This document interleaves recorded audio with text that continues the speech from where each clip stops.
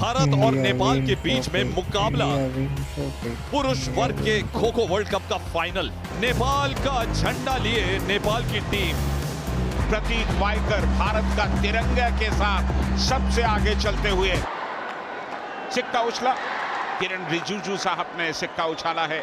संसदीय कार्य और अल्पसंख्यक मामलों के मंत्री हैं। Toss won by Nepal, choice defence. Nepal की प्लेइंग जो 12 है वहां पर 2 नंबर के भरत को जरूर देखिएगा, बहुत क्विक है। और साथ ही साथ वसीर के रूप में समीर चंद खेलेंगे। लेकिन बड़े बड़े नाम यहाँ पे रामजी कश्यप, पबनी देख लीजिए 67 नंबर की जर्सी पहनी, ये क्विक है बहुत। तो इंतजार की घड़ियां खत्म हुई। CSS मलिक आज के चीफ रेफरी हैं। भारत और नेपाल के बीच में खो-खो विश्व कप का फाइनल शुरू होता हुआ। भारत अटैक पर और आते ही पहला वार दाग दिया। रामजी कश्यप हवा में लहराते हुए, क्या शानदार! ऐसा लगा जैसे कोई विमान टेक ऑफ की तैयारी कर रहा हो। क्या ऊंचाई थी! और उसके बाद कप्तान प्रतीक वाइकर वजीर के रूप में छा गए। बहुत जल्दी 2 टैगिंग्स हो गई और एक और टैग करते हुए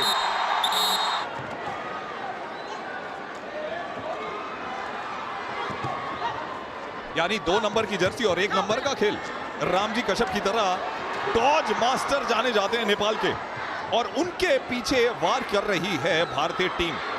अटैक बदला 8 नंबर की तरफ जो राजन बाल है, लेकिन फिर भारत सारू को टैग करते हुए सुयाश गरगटे। यही होता है, नजरें गाड़े रखी अटैकर्स के ऊपर। अगर अच्छे डिफेंडर बनना है तो नेपाल यहां पे प्रेशर में है। राजन बाल अकेले डिफेंडर। प्रतीक वाइकर ने हाथ खींचे जरूर सेंटर लाइन से, लेकिन शिकार नहीं कर पाए। राजन बाल के पास अच्छा खासा तजुर्बा है और उस तजुर्बे का वो बखूबी इस्तेमाल करते हैं। आकाश गए थे पीछे, खो दे दिया गया और एक बार फिर ओहो, बिजली सी चपलता, बिजली सी चपलता, चीते की तरह गति। बिल्कुल 32 दांतों के बीच फंसी हुई एक जीभ है और ये शिकार, ये कमाल रोक्सेना सिंह। फिलहाल यहाँ पे भारत निश्चित रूप से इस गेम में बहुत आगे। ऑल आउट करने के बाद आखिरी 10 सेकंड में हम जा रहे हैं पहले टर्न में। अगला टर्न नेपाल का अटैकिंग टर्न होगा, लेकिन यहाँ डुबकी लगाई सूरज ने, लेकिन बच नहीं पाए। असाधारण प्रदर्शन। टर्न 1 इसके साथ ही समाप्त, ऑल आउट कर दिया। नेपाल को कम से कम एक मैच वो और अगर बाहर करते तो वो 32-34 का पॉइंट भारत के लिए ज्यादा सहज होता।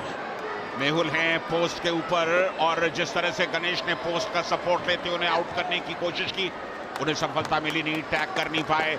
और ये है कप्तान हेमराज, सबसे बेहतरीन खिलाड़ी नेपाल के। तीनों डिफेंडर एक ही दिशा में दौड़ते हुए।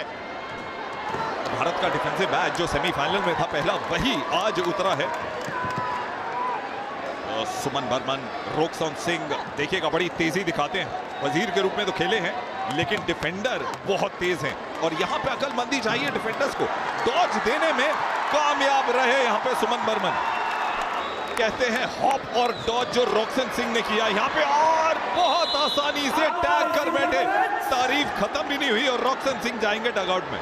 लगातार अपने आप को सेव करने की कोशिश कर रहे मेहुल, फंस गए वहां पर गणेश के सामने, लेकिन गणेश ने खो किया और हेमराज को दिया था। और यहां पर जनक है, जनक ने पोस्ट का सपोर्ट किया, वाइड आ गए थे, लेकिन शोल्डर का फाउल होता, इसलिए जनक वापस लौटे और आखिर तक ये झपट्टा मारा। कामयाबी फिर भी नहीं मिली।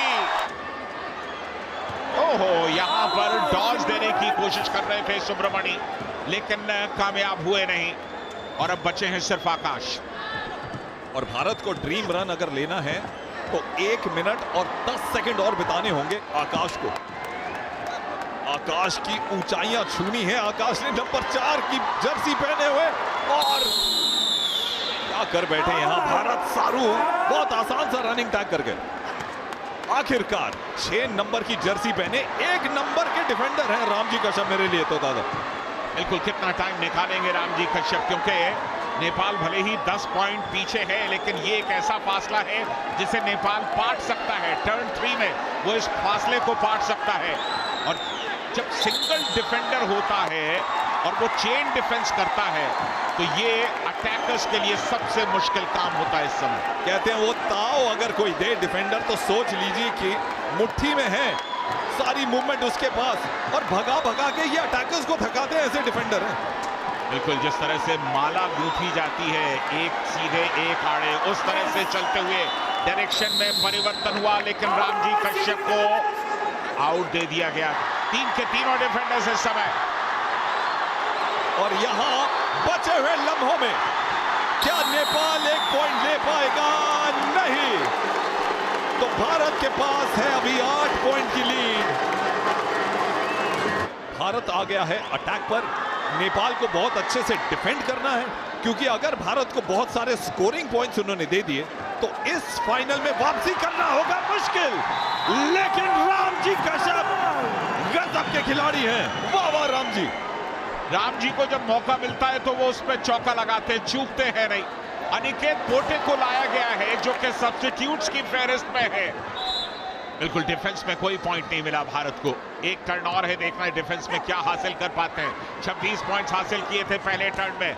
शॉट खोज एक दूसरे को देते हुए आकाश ने गति पकड़ी है और यहां पर सही समय पर उन्होंने रामजी कश्यप थोड़ा सा फेक किया, एक पैर पर उछले, लेकिन तुरंत वापस आकर अपनी जगह पर बैठ गए। दादा पूरे नंबर देना चाहेंगे भारत सरू को भी। क्या पड़ा वहां पे लेट हो उन्होंने। बहुत अच्छे खिलाड़ी हैं और बात करने में तो मुस्कुराते रहते हैं जब भी इनसे मुलाकात हुई है। बहुत बढ़िया डॉज है भारत सरू का। भारत नेपाल के सबसे बेहतरीन खिलाड़ियों में इनका शुमार है। बॉल को छोड़ ही नहीं रहे, 2 चक्कर लगा चुके हैं रामजी कश्यप, क्योंकि वो इरादा कर रहे थे कि किस तरफ जाएंगे। भारत ने एक हल्का टॉस दिया था, ये दावा किया है कि यहां टच मिलना चाहिए। बिल्कुल, मुझे लगता है कि पहला पैर तो निकल गया, यहां स्पर्श हुआ नहीं, लेकिन दूसरा पैर, जूते का जो सोल है वहां पर जरूर उंगलियां लगी हैं। बहुत अच्छे खिलाड़ी हैं भारत सरू, लेकिन वापस जाना होगा डगआउट में।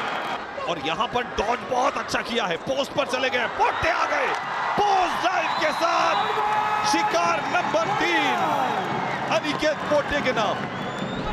अंदाज देखिए, जैसे ही आउट किया उसके बाद एक सेलिब्रेशन का अलग अंदाज। हेमराज नेपाल की टीम के कप्तान हैं, लेकिन उम्मीद के मुताबिक उन्हें खेलते देखा नहीं, पहले मुकाबले में भी और आज अभी इस मुकाबले में भी। क्या शानदार ड्राइव था वहां पर। बचे हुए इन 16 सेकंड्स में क्या भारत एक और टैग कर पाएगा? बहुत अच्छे खिलाड़ी हैं भारत सरू। एक बार फिर से फ्री जोन में गए और फंस गए। आदित्य गनपुले हवा में उड़े और क्या शानदार शिकार। जनक नहीं बल्कि राजन है। चलिए, आखिरी लम्हों में ये टर्न 3 समाप्त हुआ। भारत 54, नेपाल 18। यानी कि नेपाल को अगर जीतना है तो भारत के 6 मैचेस बाहर करने होंगे और 7वें मैच का भी एक खिलाड़ी बाहर करना होगा, तभी नेपाल जीत सकेगा। 19 को बाहर करेंगे, 38 पॉइंट ले जाएंगे। उम्मीद पर दुनिया टिकी है दादा। नेपाल कुछ भी कर सकता है। खो खो की एक परिक्रमा की है उन्होंने, तपस्या की है खो खो की, और एक बहुत अच्छी टीम के साथ उनका मुकाबला है, ये तो मानना पड़ेगा। लेकिन वो परिक्रमा पूरी यहां होनी चाहिए। 18 बार 18 खिलाड़ियों को टैग करना होगा। विश्व कप का फाइनल आप देख रहे हैं लाइव दिल्ली के आईजी वेन्यू से। बिल्कुल, चलिए शुरुआत हुई, गौतम बाहर गए और उसके बाद ताव भी दिया जांघों पर। और ये हम बहुत देखते हैं डिफेंडर्स जब करते हैं इस तरीके से। अटैकर्स को तो देखा ही है, लेकिन एक डॉज के बाद वो ताव देखे हुए थोड़ा सा समय हो गया। ओ बहुत अच्छा यहां पे स्ट्राइक करते हो, डॉज मारा निखिल ने, कमाल का। अब डिफेंडर के पास ये पॉसिबिलिटी है, निखिल अब भी अपनी जगह पर मौजूद रहेंगे। बार बार डायरेक्शन चेंज होने की वजह से जो अटैकर्स हैं उन्हें अपना प्रयास छोड़ना पड़ता है। चलिए, आखिर तक समीर ने फूंक दिया हाथ और यहां पर एक फेक खो करने की कोशिश। चलिए, बढ़िया टच किया यहां पर। आखिर अनिकेत पोटे को बाहर जाना पड़ेगा। 2 पॉइंट्स और नेपाल के फेवर में। मेरे ख्याल से बहुत अच्छा ट्रैप सेट किया था वहां पे नेपाल ने, और गणेश ने टैग कर दिया अनिकेत पोटे को। इस समय बचे हैं आकाश, और बहुत जल्दी टैग करना होगा नेपाल को यहां पे प्लानिंग के साथ। अब ये साफ हो चुका है कि भारत डिफेंस में एक भी पॉइंट नहीं लेने वाला। नहीं, अभी टाइम हो सकता है क्योंकि 50 सेकंड बाकी हैं।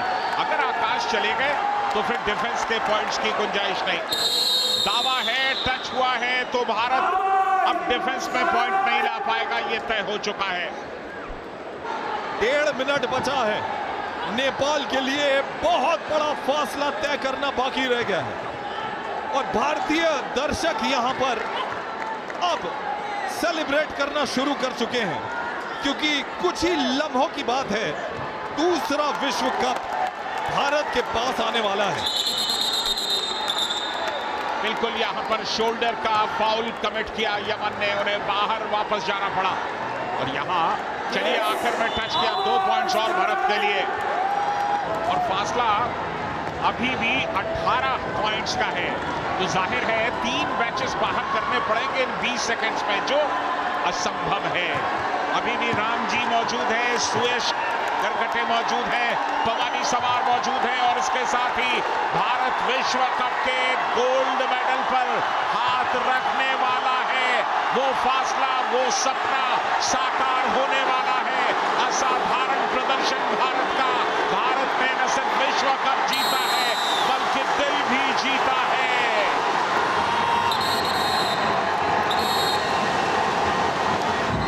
कमाल का प्रदर्शन। खो खो का जोश, खो खो की भावना लेकर आगे बढ़ रही है। भारतीय पुरुष खो खो टीम अब बन गई है विश्व चैंपियन।